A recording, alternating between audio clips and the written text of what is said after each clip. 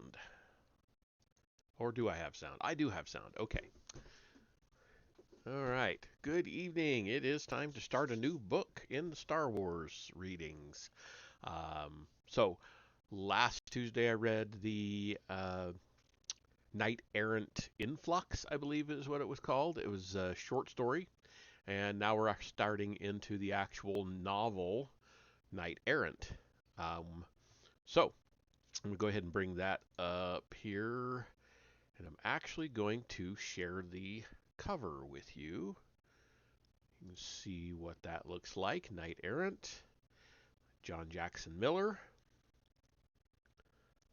Right. And I'm actually going to show you one other thing. I'm going to show you the timeline and where it falls in the timeline, because the novels actually have the timeline in them. So here we are. So right here, if you can see where my cursor is, at 1032 years before the Battle of Yavin, which is A New Hope, is Knight Errant. And it looks like we've got three more novels that, at least at the time that Knight Errant was published, were there. I think there could be even more than that. And that's all before we've got 1,000 years before we get to the Rise of the Empire era. So we got a long way to go. I'm not sure exactly how much material there is between us and there, but it is a fair bit. Um, so anyway, let's get on into it. I'm planning on reading the prologue and maybe a couple of chapters tonight. We'll see how I feel. So, here we go. Knight Errant. Prologue. With each stroke of his pen, the old Celestin discovered the creator of the universe. Lord Damon was relatively young as humans went, and yet Gub Tengo found his liege again and again as he worked through the stack of crumpled, flimsiplast cells, shipping invoices, engineering schematics, restaurant receipts. Gub couldn't read the words, but he could sometimes tell what they were about from the pictures. All were dated long before, sometimes centuries before, Damon came to power on Darknell. Yet all somehow presaged his lordship's rise. It was an amazing thing, Gub thought, rifling the thin sheets of acrylic stuck together from age. Documents on such mundane matters, and yet they all were part of creation, Damon's creation. Gub shook the glow lamp he had been allotted and brought it nearer to the text. Yes, the prophetic symbols were there again, hiding. It was Gub's job to make them apparent to all. He quietly thanked Damon for that. At 60, Gub was lucky to be of any service, especially after losing the use of his legs in a vat collapse during Lord Chagra's reign.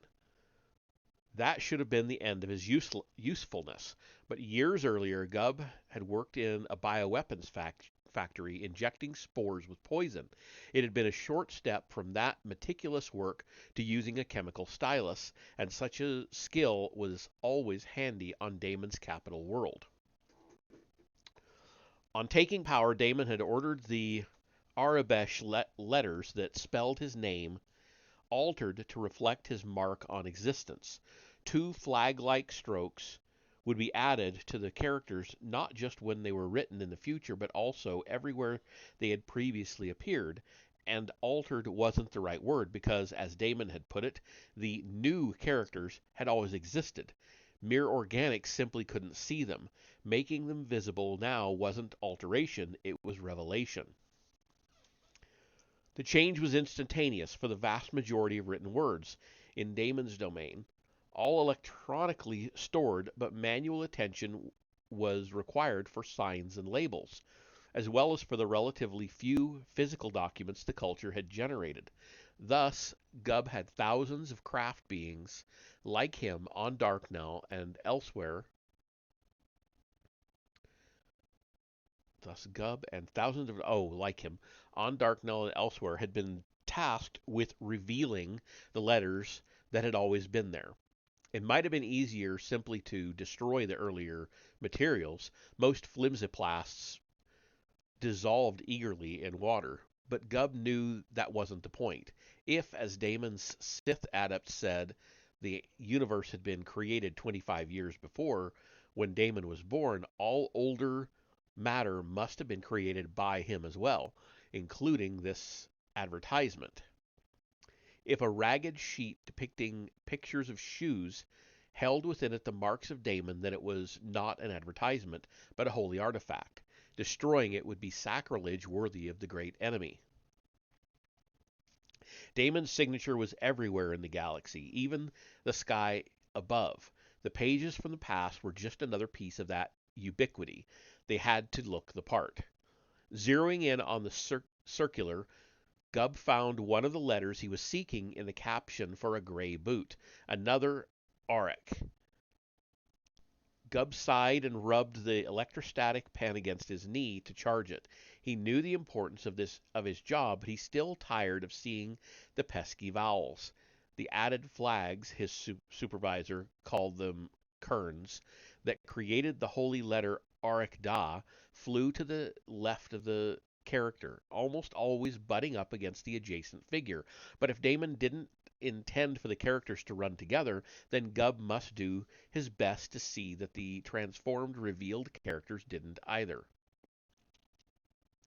In matters of creation, neatness counted. And so the old Celestin sat in his tiny apartment in the Iridium Quarter, his day a slurry of Dorndas and Nthdas that often stretched far into night, as it had tonight. Gubb seldom wondered what happened to the reams of completed flimsiplast he'd returned over the years. He assumed the documents went right back to where they'd been found, although he could tell from the stains and smell that some of them had been in landfills, waiting for expulsion into the nearest star. Who kept track of what needed to be returned where? What kind of a job must that be? Gubb couldn't imagine. It didn't matter so long as he'd done his part for divine revelation. His work concerns were only in meeting his quota and pleasing a passive-aggressive inspector. His real worries he saved for his dwindling food ration, forced to serve 3, and for his orphaned granddaughter, Tan, sleeping in the other room, her future unknown. And increasingly, he worried over the caregiver he'd recently hired for the two of them.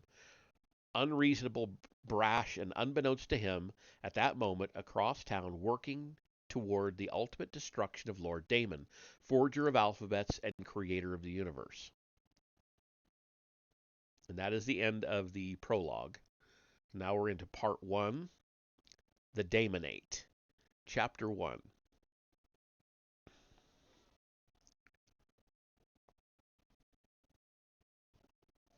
In Sith space, everyone is a slave. It was a funny thing about a bunch whose credo included a line about their, quote, chains being broken. I'm sorry. I don't need to read quotes. That's my other reading stream. Chains being broken, Narc thought. They were always careful to leave plenty of chains intact for everyone else. Still, some people were more enslaved than others. It paid to be special, to be good at something. Life was less unpleasant then, and for the really special, one had one's choice of masters. Not that the options were that appealing. Narsk Kahane's own specialty had brought him to Darknell, seat of power for Damon, self-declared Sith Lord and would-be godling. Narsk had first used a stealth bodysuit to harvest rime-bats from caverns on Verdant, and what he was doing now wasn't much different. True, the Bothan couldn't imagine anyone back home clinging upside down to a rope in a high-security tower's ventilation system, but then not everyone could be special. What was different now was the stealth suit. The Sith warring in the region hadn't focused much on advancing stealth technology over the last few decades. They were only after bigger explosions. That was fine with Narsk. The bodysuit he wore was the top of the Republic line, never seen in the Grumani sector. He didn't know how his supplier had acquired a Chrysept personal concealment system Mark 6, or even whether the previous 5 versions were any good. Narsk just knew he'd never gotten so far on an assignment so easily. Almost a shame, given all the preparation he'd put in. He arrived in Zakria, Darknell's administrative capital, weeks earlier to establish his cover identity. Locating the target was simple enough. The lopsided pyramid known colloquially as the Black Fang was visible from most of town. He'd carefully studied traffic patterns around the obsidian edifice and noted the shift changes and the sentries guarding the few openings. Within a month, he'd located every route into and out of the colossal House of Secrets, and then he had walked right in. The Mark 6 could do for tradecraft what hyperdrive did for space travel, Narsk thought. Electronic baffles worked out into the suit's skin at a molecular level, warped and bent electromagnetic waves around the wearer. Sound, light, comms, the Mark 6 dodged them all. The Chrysept had thought of everything. A breath filter matched exhalations to room temperature and humidity. Special goggles permitted Narsk to see out despite the fact that no light was reaching his eyes. They'd even supplied a similarly cloaked pouch for carry-along items. If Narsk wasn't exactly invisible, he took an attentive eye to spot, especially in the dark. But attentiveness, Narsk had found, was not a gift that Lord Damon, creator of all, had seen fit to bestow on his sentries. As everywhere, the peculiar lord's adepts had rounded up menacing-looking characters and proceeded to overdress them. There wasn't a bruiser so tough he couldn't be made to look silly when strapped into gilded armor and wrapped in a burgundy skirt. One poor Gamorrean, his squat, lumbering green body particularly at odds with his finery, across town had looked ready to cry. So while Narsk had brought his needler and extra rounds on every trip to the research center, he'd never needed them. The Mark 6 had gotten him to the door, but the sentries had actually opened it for him, allowing him inside when they entered themselves. When your job's to make sure nothing ever happens, he'd once heard, you begin to see nothing happening even when something's going on. By now, his 13th and final trip inside, Narsk believed it.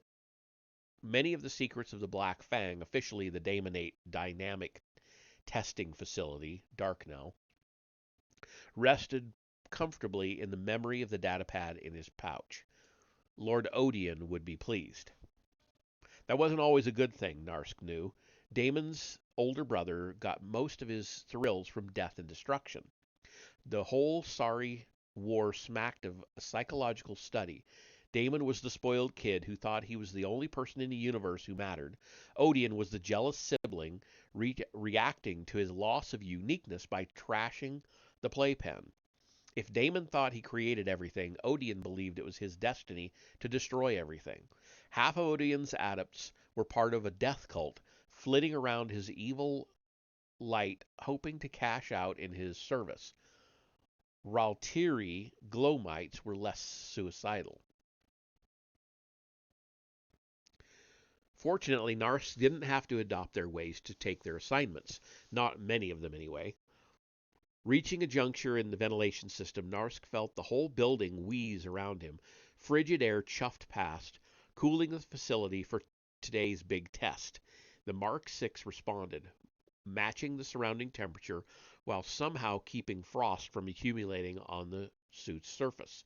The Republic designers were good, Narsk thought. Too bad they can't fight, or won't. Cutting the cable, Narsk settled gently onto the vent cover. The main testing center below was the only important room he hadn't entered, if only because his quarry hadn't been moved here yet. But there it was, its metallic bulk just visible through the icy slats at his feet. Convergence. If Damon's conflict with Odian, the great capital, in Damon's conflict with Odian, the great capital ships that once dominated Sith battles with the Republic had sat largely out of play. Neither had a clear idea how many great ships his brother had, and while Odeon would have happily taken his chances in a huge engagement, Damon was unwilling to oblige. The result had been a series of strokes and counterstrokes, where the winning factor wasn't the amount of firepower as often as it was the ability to project different kinds of strength quickly. The field of battle changed constantly. The Convergence tactical assault vehicle had chucked thousands of years of military science in favor of Damon's idea of the moment one ship fits all. Like Narsk's stealth suit, Convergence was intended to do everything. Twice the size of a starfighter, the craft served as a small troop transport capable of delivering 8 to 10 warriors through hyperspace. It also sported weapons systems, allowing it to play the role of fighter or bomber depending on the situation. Damon foresaw a time when millions of the vessels would propel him to his rightful place, ruling the galaxy.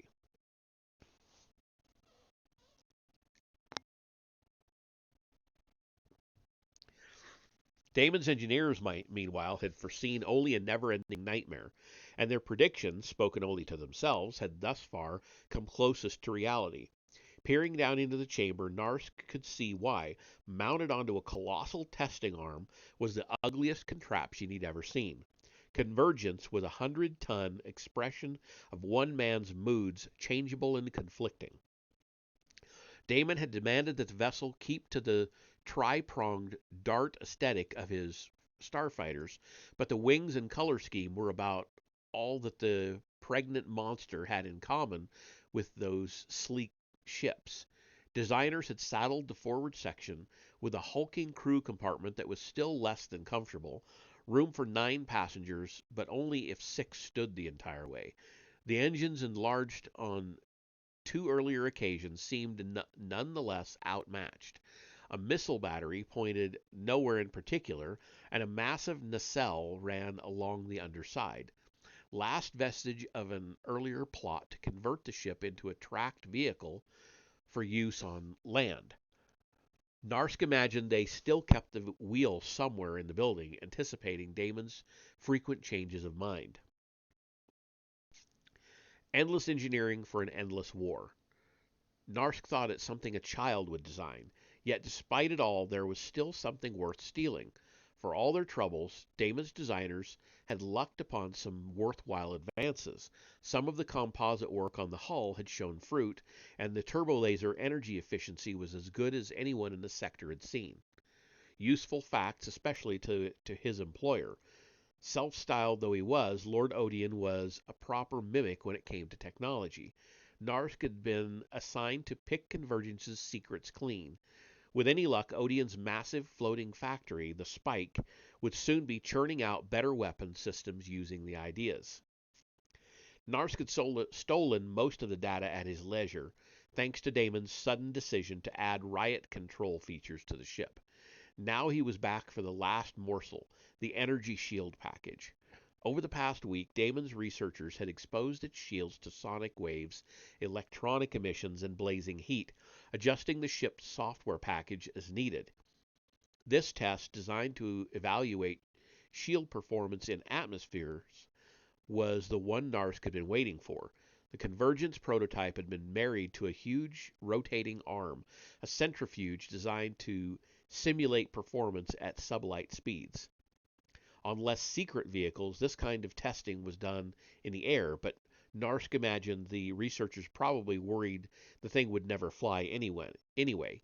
He was glad he hadn't been ordered to steal the ship itself. A buzzer sounded. The massive Taurus began to move, sleepily dragging the bulk of Convergence. Narsk's attention was below, nearer the hub. The observers monitoring outside wouldn't have a visual on the gargantuan motor or the space around it. Narsk heaved himself over the edge, timing his drop to allow him to land on the gargantuan arm itself. Touching the metal for a moment, he lithely tumbled backward off the rotating bar toward the floor below. He immediately went flat, mashing his furry face to the ribbed decking of the testing chamber. Less than a meter stood between the floor and instant decapitation. Just another day working for the Sith, Narsk thought, adjusting his mask's visor to accommodate for the sudden whirring darkness. Regaining his bearings, he shimmied toward the motor housing at the room's center. There in the motionless base was what he was expecting to find, a live control panel intended to use only when the centrifuge wasn't in motion. Narsk studied the display. Telemetry from the test streamed to the hub through an insulated cable snaking along the great arm's length to convergence. Seeing information cascade across the small screen, Narsk reached in his pouch for the data pad packed neatly on top. A simple interface established, he began downloading the results from this and every previous shield test on the prototype. It was as easy as he'd been told. It helped to know the odd Odionite hiding within Damon's technical ranks. They're all odd, Narsk thought, but never mind. Download complete, he squinted at the display, taking precious extra time to make sure he was seeing what he was supposed to. Deciphering the Damonite alphabet didn't help. What a pain in the... Another buzzer, barely audible, alerted him that the prototype had reached full speed. Soon it would be starting its long deceleration. He had to go. But first he needed to leave his parting gift, in exchange for all the information he had stolen. Gingerly reaching into the pouch, Narsk removed the cargo he'd been toting, baradium thermal charges. They'd gotten dearer on Darknell recently, forcing Narsk to smuggle in his own. Hardly a comfortable experience given the explosive's testiness. Just a few charges attached to the centrifuge's base would be enough to disable part of the testing center and take out the prototype too, as soon as Narsk activated the remote detonator. It would make for a pretty explosion, he thought, but he'd be too far away to see it. He was already on his way out, slinking into a narrow drain used for runoff from weather-related tests. Too slick and vertical to be a route into the center, it was a remarkably convenient way out. Sliding down in darkness, Narsk smiled. He'd never gotten within 20 meters of convergence, and yet he had everything needed to build his own. As if anyone would want to. When Lord Chagra's holdings were broken up, young Damon had been quick to seize Darknell. There was little question why. The aesthetics did more to sell his vision of godhood than any army of statues, although he had that too. The planet's main sun, Nelchar, 1 provided residents with a sickly light that led scientists to worry it might throw off its hydrogen core at any time, but it was the two younger, brighter stars slowly circling each other in an outer orbit that were the real attraction. With only just enough mass to support fusion, Nelchar 2 and 3 were too remote to destabilize Darknell's orbit or even affect the weather, but they were always visible somewhere on the planet, day or night. The suns watched Darknell, literally, residents said, for the azure and golden orbs resembling nothing more than the mismatched eyes of Damon himself. Thus the so-called creator of all forever watched his fearful subjects from the skies, ensuring that no treason could ever fester under his gaze, unless the planet happened to be facing the other way. Looking up from the roof of the airspeeder factory next door to the testing center, Narsk chortled. Moments before, the eyes had risen above the Black Fang in advance of impending dawn, which left half the planet's residents unmolested by any stellar voyeur. Astronomical details didn't matter, of course. People in the Grumani sector had lived under Sith rule for so long they'd believe anything. Narsk had always assumed that Damon had altered his irises to match the stars, but Odion had sworn the brat's off-putting eyes were natural. Whatever the truth, it was a good ploy.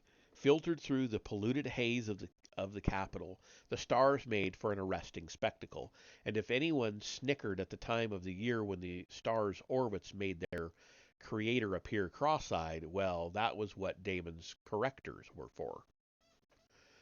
Pulling the mask back from his hairy, pointed ears, Narsk was thankful the correctors weren't here now. The Mark 6 had performed well, but when Chrysept couldn't shield him from a large number of people searching for the dark, but even Chrysept couldn't shield him from a large number of people searching with the dark side of the Force. Narsk knew mental rituals for maintaining a low profile, but getting into and out of the testing center had kept him pretty busy. It was good that Damon had pulled most of the correctors back to his headquarters in advance of some new plan against Odian. Narsk didn't wonder much about what it was. The Sanctum Celestial was someone else's assignment. Narsk removed his gloves and placed them with the goggles and mask in his bag, just beside the detonator. He'd wait to trigger the explosives until he was on the freighter taking off. He already had the travel authorization under his cover identity. He raked tan claws through the matted face hair. Even with the suit's cooling system, he was soaked. He breathed deeply, too many trips into dark spaces. It was good to be done with dark now. Making his way toward the side of the roof where his clothes were hidden, Narsk thought about what the completed job would actually mean. Money wasn't significant in many Sith territories. Units of exchange didn't even exist in Odian's realm. Possessions, likewise, were difficult to accumulate in a region where borders were impermanent and safety was fleeting. No, in Sith space, people were measured by their options, by the little degrees of freedom they were allowed to have, and by the mobility they had to have when things fell apart. It wasn't enough to find a reasonably non-murderous despot to nuzzle up against. Sith lords fell as quickly as they rose. The only way to survive was to be valuable to many Sith at once. With this feat, Narsk's reputation would grow, a reputation that would keep the Bothan out of chains no matter what came. It was the most that anyone living in Sith space could hope for, he thought, or want. "You have something I want," came a low female voice from behind. "Corrector." Narsk tumbled forward, even as he heard the lightsaber hum to life behind him. It had to be a corrector. None of Damon's sentries carried lightsabers, but Narsk wasn't bothering to look. He was already over the side of the roof, angling toward the ledge that ran the length of the factory. Padded boots ground against durasteel as he found his balance and sprang into a headlong run. His pursuer remained above, dashing quickly along the roof edge. Narsk worried that his speed wouldn't be enough, especially with his legs already aching from exertions in the testing center. He fumbled for the pouch, still pulling against his arm as he ran. He reached and reached again. The needler was where? The bottom of the bag, blast it! No time to go searching, not with the end of the ledge ahead and footfalls growing nearer above. More factory buildings stretched into the distance, leading further away from the Black Fang. Narsk leapt the few meters to the cornice of the next building. It would be a much longer jump from the corrector's rooftop, but Narsk wasted no hope on his pursuer giving up. Sure enough, glancing back, he spied a shadowy bipedal form sailing through the air, easily crossing the distance between the structures. Only a Sith with Force skills could have made that leap, Narsk thought. Such were the correctors, elite officers charged with repairing those elements of creation that didn't suit Damon's liking. Narsk didn't want to know what the revision process was like. The new ledge went a short distance before turning. Narsk skidded as he rounded the corner. It was narrower on this side, just half a meter separating the wall from a 6-story drop to the alley. The Bothan didn't slow down at all, though. Every step tested fate. The stealth suit's boots weren't made for this, he knew, but there was no question of recovering his street clothes back on the rooftop. He just needed time to get to a place where he could don the suit's mask and gloves and reboot the stealth system. Narsk shot another look back. His assailant was a female humanoid, close to his height and weight. That wasn't much cause for relief, though. If it came to a physical showdown, he wouldn't last against a Sith adept of any size, and at least against a larger pursuer, he might be able to use his nimbleness to his advantage, but this corrector had matched him leap for leap. At least her lightsaber was out of sight. He'd heard it, but he'd never seen it. She must have doused the thing immediately as soon as the run began, Narsk guessed, puzzling. Why hasn't backup arrived? Where are the klaxons? Narsk had just begun to wonder when salvation appeared to him, shining through the skylight of the smaller building below. It was the answer. If only he could get down there. Without thinking twice, he bounded from the corner and tucked his body into a tight ball, steeling himself. The Mark 6 wasn't a suit of armor, but as he fell, he hoped it might offer some defense against the shiny membrane seemingly hurtling toward him. Crash! Shards of shoddy transparent steel exploded downward as he fell, offering less resistance than he'd expected.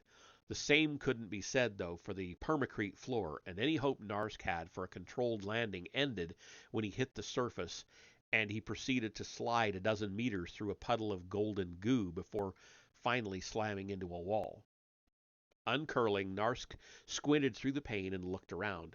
The place was what he thought it was. Incomplete speeder bike bodies dangled from pulleys on chains, swaying as they worked their way toward a shower of paint.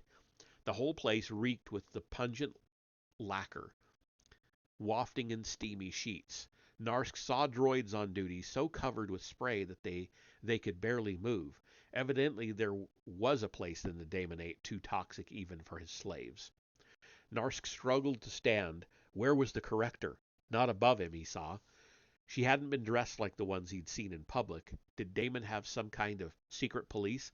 Why didn't she follow him down? Do they worry about getting messy? An idle and foolish thought, and one he paid for immediately as he lost his footing in the greasy runoff and planted his chin onto the floor. The junk was in his fur now, more of that blasted guilt Damon liked to see on everything. Rising, Narsk realized it was also covering a good part of the stealth suit. There was no sense activating it. It'd need to be wiped completely clean before it could fool anyone. But he had no choice. Craning his neck, he scanned the rafters for the reason he'd entered. There it was, high in the rafters, a fully assembled speeder bike, glistening and dry, hanging from the end of a chain. Moving more carefully this time, Narsk pushed against a loader droid on his way to a gantry ladder. Looking up again, still no corrector. He made for the top step and waited for the conveyor to bring it past. A short jump, but slipping in the slop atop the ladder, Narsk nearly missed it altogether. Clawing frantically, he finally locked an elbow around the rocking frame and joined his hands, hoisting himself onto the seat. Safely astride the vehicle, Narsk ripped the protective coverings from the control display. Yes, the speeder would operate, but it barely had enough fuel to make the edge of Zachria. That didn't really matter. The corrector would definitely have brought in support by now. Narsk would reach safety in the next few minutes, or not at all. Opening his bag, he found the needler. It was right on top of his other goods, easily reachable. Narsk sighed. Terrific. Switching the hand-built weapons setting to fire acid-filled darts, he drew a bead on the pulley above and fired. Moments later, bleary-eyed workers departing from the personal transport assembly shop looked up to see a golden blur rocketing through an open fourth-story window. Narsk tucked his body tightly against the speeder's frame. The chain still attached to the vehicle whipped behind like a Moskoth's tail, smashing against a nearby building as he turned for the main avenue. No time to worry about that. Narsk allowed the wind to replace the gunk in his lungs. He'd never considered Zachria's air to be fresh before now. Manufacturer's Way stretched ahead, leading toward Little Duros and 1,000 places where he could lose himself. The only thing behind him was the Black Fang, its outline lit by the twin stars above. Seeing no corrector, he turned his attention back to the street ahead. He should have looked up. The woman hurtled down from a sky bridge crossing the thoroughfare far above. Seeing her falling, her arms and hands outstretched, Narsk instinctively smashed the throttle. A sudden thump jerked the speeder from behind, nearly causing him to slip off again. Seizing a single handlebar with both hands, Narsk forced the speeder bike out of its turn and angled back into the open. Narsk looked behind him. He'd momentarily thought she'd landed on the vehicle, but there was no sign of her. Maybe she'd made a grab for the seat and slipped to her doom. About time for it to inconvenience someone else, he thought.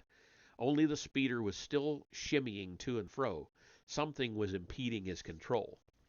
Narsk looked around again and found her, behind and below, clinging to the end of 6 meters of chain still attached to the speeder. She'd looped a length of it around her arm and was now riding it like a tether. By the blur of streetlights far beneath, Narsk could see her starting to climb toward him. The Sith and their chains. That's enough. Finding his needler, Narsk locked his knees against the speeder frame and released the handlebars. With one hand on the chassis, Narsk reached behind and started firing. Darts lanced through the exhaust trail, just missing his stowaway, who angled her body to avoid them. The projectile's path terminated out of sight far below on the street. Narsk swore. A needler was the wrong weapon, but he couldn't very well bring a blaster to a spy mission. Scanning the dial, he found a setting he could use. The pulse wave darts would detonate seconds after they cleared the barrel, delivering most of their force in her direction. She was nearly to the back of the speeder now, grasping for a handhold. Narsk reset his weapon, steadied himself, and gaped as his pursuer vanished into the darkness. Puzzled, Narsk squinted for a second, only to go flying himself as the nose of the speeder caromed off a sturdy metal obstacle, another sky bridge. The bottom of the speeder smacked the outer guardrail, throwing the entire vehicle end over end. Sky and bridge spun consecutively before Narsk's eyes before blending together in agonizing darkness. She was human after all. Narsk awoke to the sight of her as, lit by the burning wreckage of the speeder bike, the woman crossed the wide sky bridge toward him. A young adult, dark complexioned, with short-cropped black hair. A few odd wisps of it blew in the wind. Clad in a laborer's tawny work shirt and dark canvas pants, she blended with the night, and unlike Narsk, she didn't appear any worse for the landing. She hadn't been trying to climb onto the speeder, he realized, as he struggled to get to his knees. She'd seen the bridge up ahead and had been ready to drop away to safety. Now she strode confidently toward him, looking determined and holding her unlit lightsaber. Forcing himself to stand, Narsk fell on his hairy face. His right leg was sprained, perhaps broken, and the needler was gone. Narsk squirmed in panic as he heard the familiar hum from above. He clawed at the roadbed, desperate to avoid the moment he'd so often delayed. This had always been a danger, the risk that came with being special. All those jobs and any one could have ended like this, with a flash of crimson. Green. Green? Narsk's eyes widened. The lightsaber was green. Jedi? Narsk rolled over and looked at the woman's eyes. Hazel, wide, alert, focused, but on the right side of madness. A Jedi. He couldn't believe his luck. A Jedi. Here? He'd heard a single Jedi had recently been on the loose in Sith space, one who had challenged Odion during the Chaloa affair and who had lately given Daemon fits. Narsk had never met any Jedi, but he knew their reputation, and he knew he never could have hoped to have been discovered by anyone better on Darknell. "You're her," Narsk began, "aren't you? You're Kara Holt." The woman didn't answer. Kneeling, she frisked him. In no position to resist, Narsk scanned her face more closely. Yes, it matched the images he'd seen. He licked his pointed teeth. He knew what to do. "I'm on your side," Narsk said. "I want to destroy Daemon too." Ignoring him, the woman pawed at the stealth suit. Amazingly to Narsk and seemingly so to her, the Mark 6 had no rips, although it now had grit to go with its golden splotches. Stepping away with Narsk's pouch, she found the datapad inside.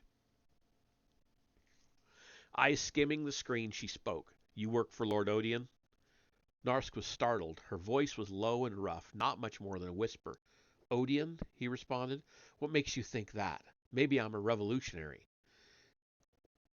"There are no revolutionaries on Darknell," she said, voice rising as she deactivated the datapad. "And if there were, they wouldn't be stealing military secrets."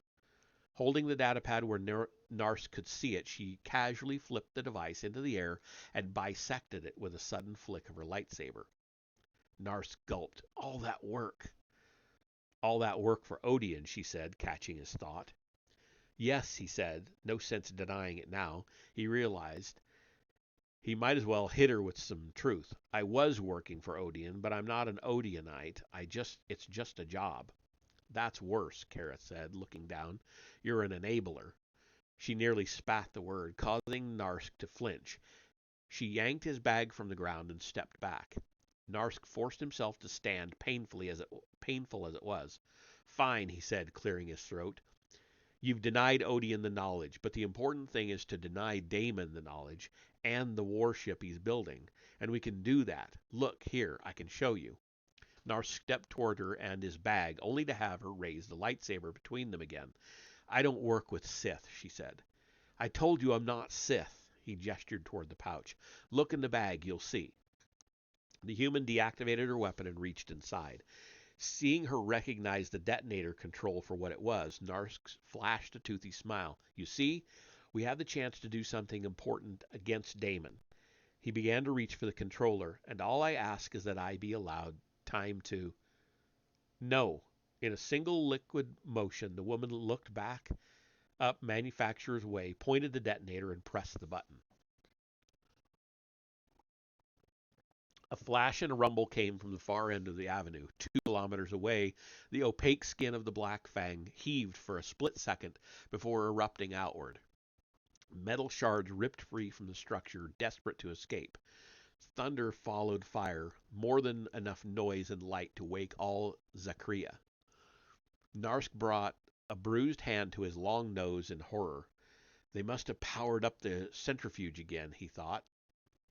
Fully armed and fueled, Convergence would have exploded in an outward spiral.